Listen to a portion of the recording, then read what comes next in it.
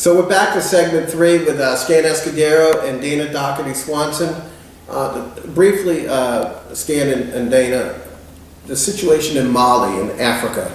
The French have been quiet for quite a few years now, quite a few decades actually, and now they're starting to demonstrate some might in Mali where they want to restore order and stop the Islamic jihadists from getting a foothold. Tell us a little bit about that, Stan, very, very briefly. Well, very briefly, Mali was part of the old Afrique Occidentale Française, the large colonial structure that the French maintained until after the Second World War in West Africa. And so the French have taken, as the former colonial power, the primary responsibility for development aid and for economic investment and that sort of thing throughout their former colonies in West Africa, with greater and lesser success depending on which area you're talking about. Mali is it's a very poor country which has had a rather glorious intellectual past in terms of Islamic thought. It is an Islamic country, but it is an early form of Islam coming into Africa, which is largely animist. Of course, I've been there. Which is largely animist, and what you're seeing now are two things. The first rising against the government was by the Tuareg. The Tuareg are sort of semi-Berber people who are nomadic and live in the Sahara. They're also Muslim, but different kind of Muslim, and they generally don't care for the settled governments of the capitals and the villages. They've been at daggers drawn with them over the years many times, against the French too. Beaugest was fighting Tuaregs.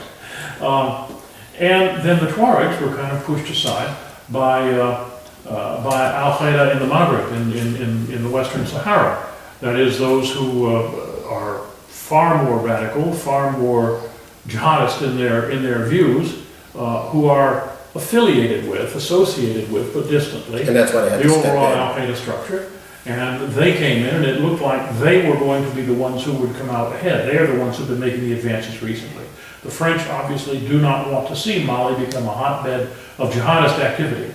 And so they are moving, at the request of the government in Bamako, to strike against these rebels. And the bombings have begun. I don't know what the result is. I don't know, I have no idea whether the French are thinking of putting in the Foreign Legion or anything of the sort.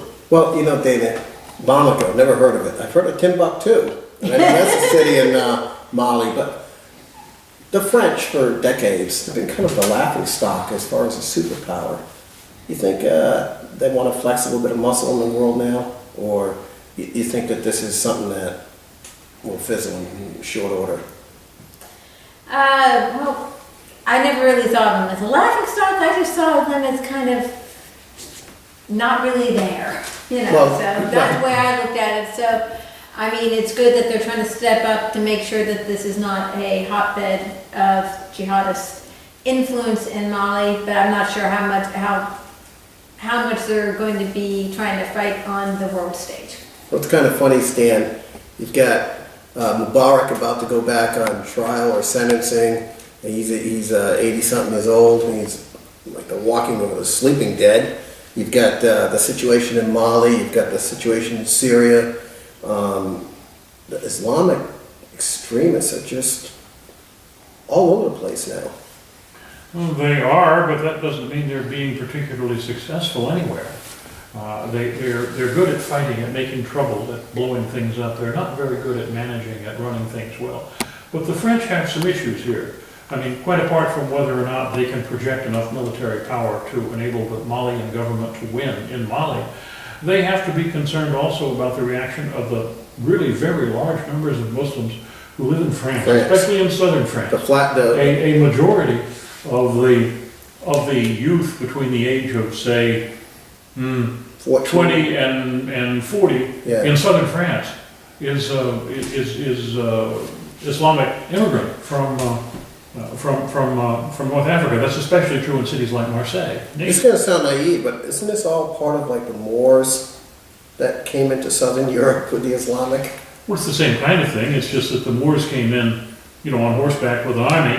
Right. And these folks are coming in. But they were Islamic too, weren't they? Well, of course. Yeah, that's what I thought.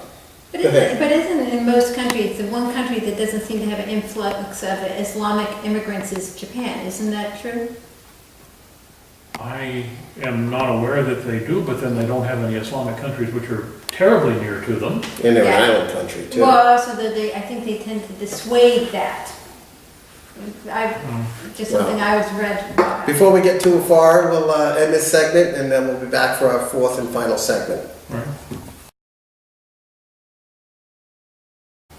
So we're back with our fourth and final segment for the roundtable. This time we're going to stick to something local for our final thing, and that is the swearing in, the recent swearing in of the new county council last Thursday. Stan, you were there, I was there. Tell us your impression of, there were quite a few players there from the community. Well, indeed there were. I think it was of more than normal interest to the community because the nature of the council, the makeup of the council is changing. There is a certain balance on the council now between the two parties. Now, this is a new thing for Volusia County in the past generation. And I think everybody is interested to see how this will play itself out. And if they were there the first day, I think what they saw was a very smooth, genteel performance on the part of all parties. Now, in 2012, we had one Republican, Joey Alexander, representing Southeast Volusia. Now it's 4 Democrats and 3 Republicans, with Jason Davis as the chair from Edgewater, Republican. Deb Denny's, the Republican from New Smyrna Beach. And the 3rd Republican being Pat Patterson, representing the land area. District 1. Yeah, so you got 3 new faces, but not really new faces in terms of Patterson. What about that makeup, Dana? How do you see things shaping up with that 4-3?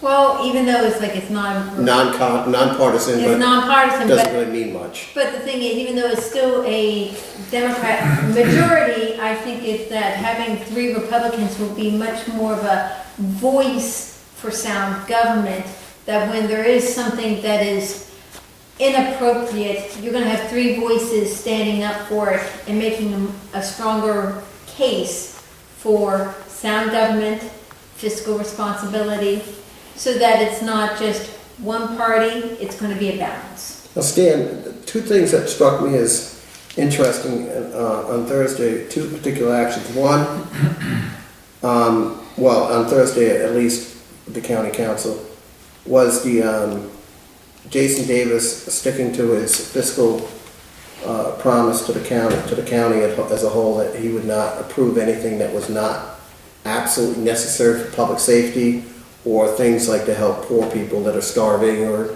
things for the blind, or special interests that are important, that all society expects government to help. He's $20,000 in the positive in terms of a recent what he called a bailout for a local charity in the chamber, where there was a competition of baseball, bringing in a couple of major league players. Brawl on the beach. And it didn't work out the way people thought it would. Albert Pujols was supposed to be here, and it didn't work out. But Davis stuck to his guns, even though they were outvoted 5-2. Deb Denny's spoke with me, and I asked her about it, and she realized in hindsight that had she known that the Molina brothers, Yadi and his 2 brothers, Jose and Benji Molina, who was with the Texas Rangers, and the other one with the Tampa Rays, that $153 million worth of contracts in Major League Baseball doesn't quite fit so well when you've got an allotment of $20,000 of local taxpayer money. But Jason Davis stuck to his guns. How long can he do that, Stan, before he has to compromise, you think? Well, Or does he? I think it depends on how the county council approaches the issues. First of all, compromise is going to be necessary on all sides to get anything done. And that's the way government should work. But secondly, with specific respect to this issue, I think everybody can agree that it was badly handled. And the chamber has promised that it won't happen this way again. One hopes that's true. I think Jason was right to stick to his guns, but I also think there was some utility, since the vote was going to go that way anyway. I think there was some utility in having it happen so that the business community can see that the council is prepared to work with them in moments of necessity, but not to give them a blank check. I think that's very important, because the business community is going to have to be the catalyst which fuels the development which is going to come in Volusia County. Much is going to be demanded of them in the next few years, and they're going to have to deliver. And they're going to have to be able to do it largely on their own with new wealth that they generate, operating in conditions which the council helps to create. So there's going to have to be a close cooperation between the two. And it's just very important to establish a basis of confidence early on. I think $20,000 is not too high a price to pay for that. That said, how long can Jason do this? Jason is a man of his word. Jason is not a politician. He doesn't have vast ambitions to move on to some higher position. He's interested in helping to correct the problems that Volusia County faces and helping it to avoid bankruptcy down the road a few years. But he's not as naive in his, I'll be the first to admit that I didn't have a lot of expectation if he got in that he would be able to be effective, but I've been impressed. Let me ask you this, Dana. I interviewed the vice chair of the at-large council member. Oh, you mean Joyce Cusack? Yeah. I had the pleasure of interviewing Joyce Cusack, the at-large county council member from DeLand, who actually is a native of New Smyrna Beach, as people know, former state legislator, pro tem, whatever it's called, of the House, second-ranking Democrat. A really big force to reckon with. But at 70 years old, she comes off her term in 2 years, term limited. Can she still, you think, be a force for Jason, a potential foe for Jason in 2 years later? Or do you see someone like Josh Wagner? Because I can't think of anybody else in the Democratic circles. Pat Northey is going to be term limited, but I don't see her. Well, maybe she could. What do you think, Stan? There's three right there.